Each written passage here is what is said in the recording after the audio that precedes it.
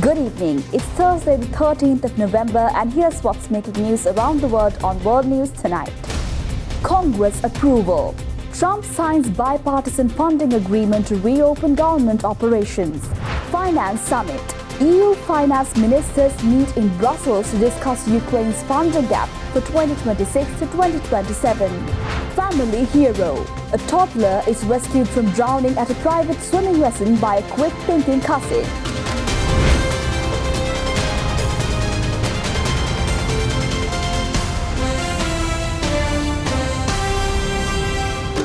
From Colombo, this is World News Tonight with Amarsha Fernando.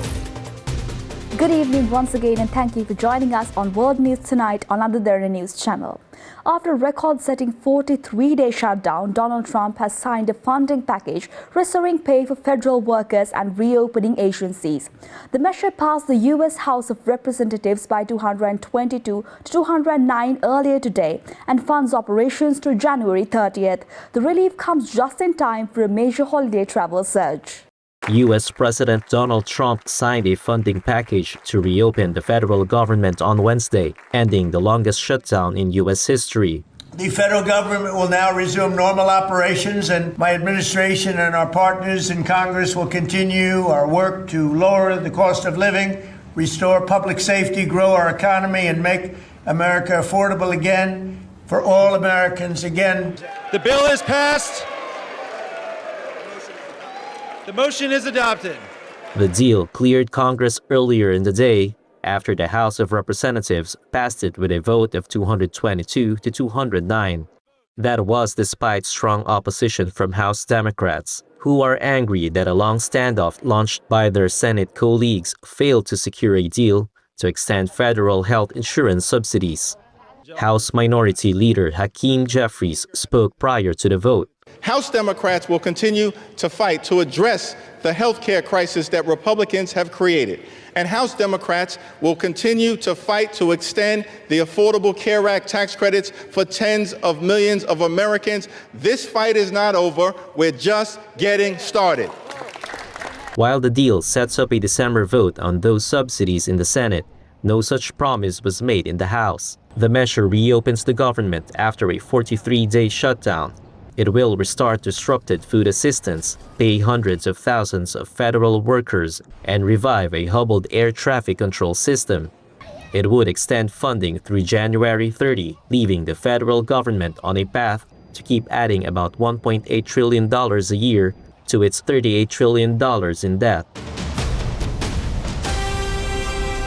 New emails from the estate of Jeffrey Epstein disclosed by a congressional committee include claims that Donald Trump knew about the girls and spent hours with one of Epstein's victims at his residence. Trump's team denies wrongdoing while lawmakers press for full disclosure of Epstein-linked records. More than 20,000 documents, and inside a trove of Epstein evidence, the allegation Donald Trump may know more than he previously admitted about Jeffrey Epstein's sex trafficking. Emails released by US lawmakers giving fresh insight into Epstein's communications and his relationship with Donald Trump. "I know how dirty Donald is," wrote Epstein in 2018 as he discussed an opinion piece in the New York Times. In another, written to journalist Michael Wolff, of course he knew about the girls as he asked Ghislaine to stop. The convicted sex offender also writing to his now imprisoned associate Ghislaine Maxwell, "I want you to realise that that dog that hasn't barked is Trump." Epstein adding that Trump spent hours at his house with a victim whose name has been redacted. The White House says that victim is the late Virginia Giuffre, who in her posthumous memoir has not accused Donald Trump of wrongdoing. She maintained that there was nothing inappropriate she ever witnessed, that President Trump was always extremely professional and friendly to her. These emails prove absolutely nothing other than the fact that President Trump did nothing wrong. US House Democrats' initial release contained just a handful of files. Hours later, their Republican counterparts claimed there had been a cherry-picking of facts and dropped more than 20,000 more. This is new stuff, and it's the talk of the town right now. There is no smoking gun. There has not been any evidence that President Trump engaged in illegal activities. The US president, who has always denied wrongdoing, calling this a trap. The Democrats are trying to bring up the Jeffrey Epstein hoax again because they'll do anything at all to deflect on how badly they've done on the shutdown and so many other subjects. Donald Trump once declared he would release the Epstein files if elected back to office. Now, inside the White House, the US president says it's all a hoax. A truck crashed into a busy outdoor market in Bucheon, South Korea, about 20 kilometers west of Seoul, killing 2 people and injuring 18 others. The driver, a man in his 60s who tested negative for alcohol, claimed that the vehicle accelerated suddenly. Authorities are reviewing CCTV footage and investigating vehicle malfunction. The chaotic scene unfolded as shoppers and vendors scrambled to safety, with some witnesses describing the truck plowing through stalls like a runway train. Emergency responders rushed to the site, providing first aid to the injured and transporting them to nearby hospitals. The 2 victims who suffered cardiac arrest were pronounced dead at the scene. Police confirmed that the driver, a man in his 60s, was not under the influence of alcohol at the time of the incident. During initial questioning, he explained that the truck experienced a sudden acceleration which led to the crash. Authorities are now focusing on whether mechanical failure played a role in the accident. Investigators are meticulously reviewing CCTV footage and collecting eyewitness statements to piece together the exact sequence of events. Local officials have called for a thorough safety inspection of commercial vehicles operating near crowded areas, highlighting concerns about traffic management and pedestrian safety at markets in the region. The Australian state of Victoria has enacted the country's first ever treaty with Indigenous peoples, signed into law today.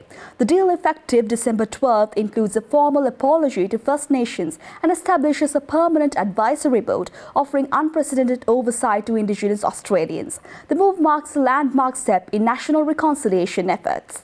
Victorian Premier Jacinta Allan described the signing ceremony in Melbourne as a new chapter in our state's history, emphasizing that the treaty represents both recognition of restitution for centuries of systematic marginalization of Indigenous peoples. Advocates hailed the legislation as a transformative step toward meaningful reconciliation in Australia.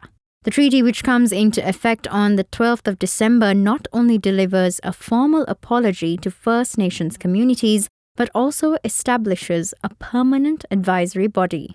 This body will have the authority to provide guidance to the Victorian government on policies, programs, and decisions that directly impact Indigenous Australians, ensuring their voices are central to governance.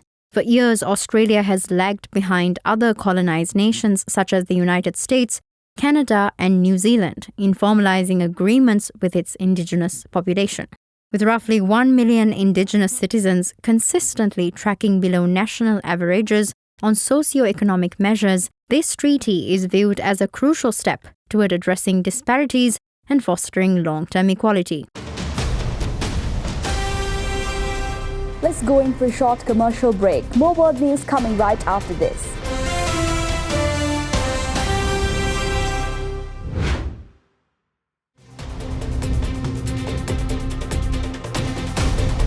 And welcome back. Finance ministers from the European Union convened into Brussels today to address Ukraine's looming 130 to 140 billion euro financial gap for 2026 to 2027, debating whether the borrowing funds or tap into Russia's frozen assets. The plan faces legal hurdles and unanimous consent is needed amidst concerns about liability and Moscow's potential retaliation. EU officials emphasized the urgency of securing funding for Ukraine as Kyiv faces mounting economic pressures due to ongoing conflict and reconstruction needs. The proposed 130 to 140 billion euro gap for 2026 and 2027 includes support for military aid, humanitarian relief, and rebuilding infrastructure, all critical to stabilizing the country amid uncertainty. Several member states are debating the legal and logistical implications of using Russia's frozen assets to help finance Ukraine. While tapping these funds could provide a significant portion of the required support, experts warn of potential international legal challenges and the risk of retaliation from Moscow, which could complicate diplomatic relations. Finance ministers also discussed alternative approaches, including issuing joint EU debt or mobilizing emergency budget measures. Any solution requires unanimous approval from all 27 states, highlighting the delicate balance between solidarity with Ukraine and adherence to EU financial regulations. Observers note that political consensus may prove difficult given divergent national interests and economic priorities. In Paris today, France marks the 10th anniversary of the coordinated attack on cafes at the Bataclan Concert Hall and the Stade de France Stadium, terrorist strikes that killed 132 people and wounded hundreds on November 13, 2015. President Emmanuel Macron and Mayor Anne Hidalgo led memorials at each site as the nation honors victims while balancing grief and resilience. Just now, a bomb exploded. It sounds like it's at the Stade de France. Second explosion at the Stade de France. Run, run, get away. It's an attack. Starting at 9:17 p.m., 3 suicide bombers struck outside the Stade de France, north of Paris, sparking panic at the match between France and Germany. President François Hollande was briefed and rushed to safety. Quick, there's a shooting, run! Minutes later, gunmen opened fire on the terraces of several bars and restaurants in eastern Paris, starting with Le Petit Cambodge and Le Carillon. The scene was repeated at the Café Bonne Bière and La Belle Équipe bar, a few streets to the south. Dozens of customers are mowed down, but the bloodiest scene is yet to come. At 9:49 p.m. at the Bataclan Music Hall, 1,500 people are attending a sold-out concert by the rock band Eagles of Death Metal, when 3 attackers opened fire. A journalist from Le Monde newspaper filmed this surreal scene. Concertgoers flee from a back door. Some are stuck hanging from windows. Inside, people try to hide. 2 specialist police officers enter the building and kill one of the terrorists on the ground floor. 2 other gunmen are holed up on the first floor with hostages. After France's elite security forces storm the venue, a standoff ensues. With the ground floor secured, more people could flee, their faces marked with shock. At around midnight, François Hollande, visibly emotional, addressed the nation. Mes chers compatriotes, my fellow citizens, as I speak, a terrorist attack of an unprecedented scale is underway in the Paris region. Dozens have been killed and many wounded. It is horrific. A little before midnight, separated from the remaining hostages and terrorists by a door. After negotiations, the police stormed the room. The siege ended at 21 minutes past midnight, bringing to a close the worst attack on French soil since World War II.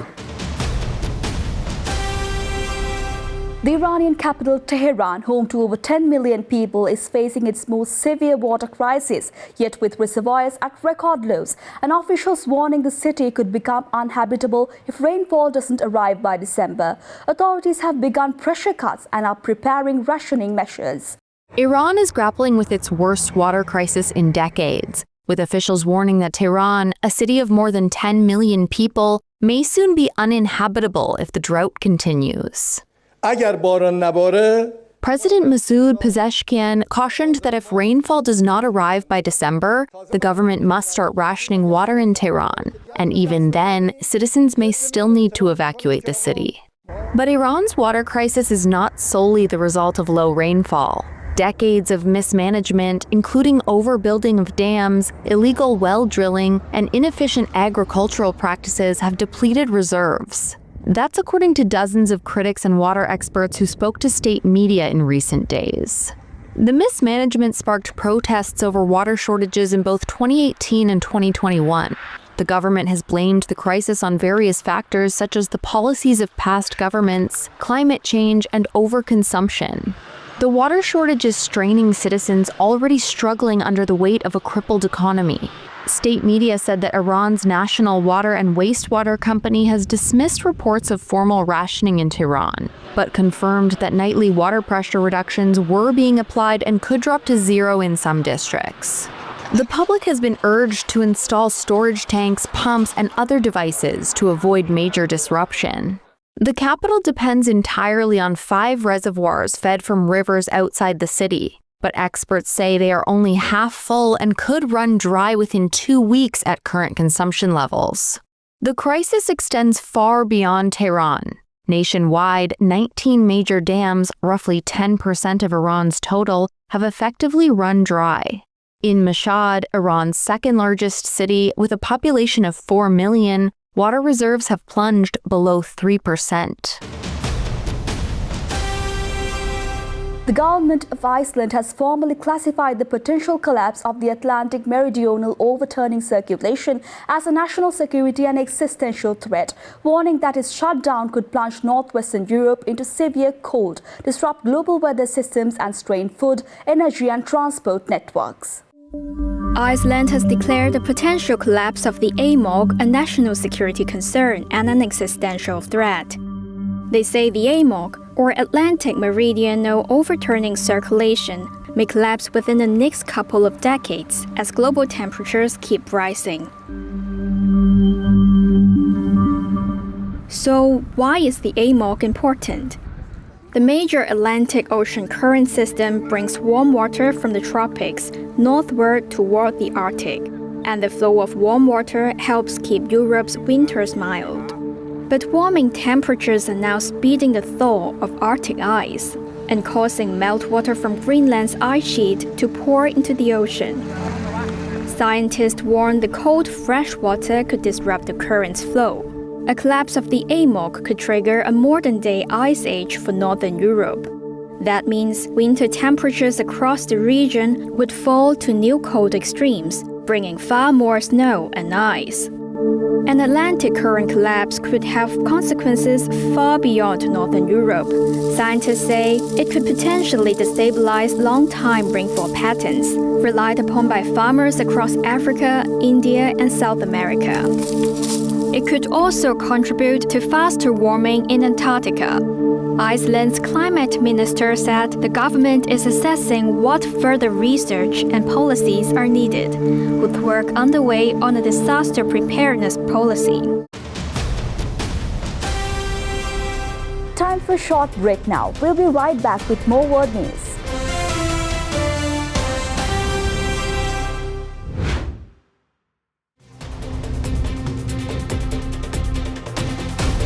And welcome back. A 3-year-old in Miami wandered into a backyard pool and slipped into deeper water minutes after a private swimming lesson, a surveillance clip shows. Cousin Robert Grillo jumped in, pulled her out, and she recovered. Family says she was back in the pool the next day. You're about to see heart-stopping video. A toddler has tiptoed into the family pool. She's gone unnoticed. Suddenly, she slips into deeper water. She's in serious trouble. She bobs up and down. She's gasping for air as critical seconds tick by. Then, out of nowhere, one giant leap into the water. The rescuer jumps in fully clothed, with phone, wallet, and keys still in his pocket. It was just like instinct. I didn't even think twice. I just jumped straight in. Robert Grillo is the little girl's cousin. And get this, 3-year-old Amelia had just finished a swimming lesson at her Miami home with a private instructor 15 minutes earlier. Bethany Rodriguez is Amelia's mom. I must have turned around for no more than 10 seconds and my cousin was already pulling her out of the pool. It's completely silent in my case, at least. There was no splashing. She didn't scream, she didn't cry, she didn't cough. She just went under. Hi. Little Amelia was back swimming the next day, all thanks to that big, bold leap. A powerful geomagnetic storm triggered by multiple solar eruptions lit up the skies across the United States last night as auroras were seen from Minnesota and Massachusetts all the way to Texas, Florida and California. The National Oceanic and Atmospheric Administration issued a G4 severe alert as charged particles collided with Earth's magnetic field, driving this rare light show deep into the mid-latitudes. Overnight, brilliant shades of red, green, and purple painted the sky, from San Francisco Bay to farmland in Wisconsin. Here's a pilot's view over Chicago. Awe-inspiring auroras even stretching unusually far south. My husband just woke me up because apparently there's northern lights in Florida tonight. Thanks to the extreme intensity of a geomagnetic storm, when the sun blasts out charged particles at several million miles an hour that bombard Earth's magnetic field. But it's not all about the beauty shots. Experts say these cosmic storms have the potential to disrupt electrical grids, satellites, and GPS communications. It even forced Blue Origin to postpone a spacecraft launch today. But for most, the impacts will be limited to stunning skies. It's kind of a spiritual feeling, kind of almost teary, because it's so beautiful. Something this grandmother and grandson got to experience together. She's always talked about it, and being able to fulfill something like that for her was just like, it's priceless. And with that, we come to the end of today's edition of World News Tonight. With the hopes of seeing you again, I'm Marsha Fernando, and we leave you tonight with the visuals of Netflix debuting its first immersive fan experience in Philadelphia. Also, don't forget to send us your feedback through email at feedback.admcenglish@derana.lk or via WhatsApp at 076-805-7933. Thank you for watching World News Tonight on other Derana News channel. Have a good night.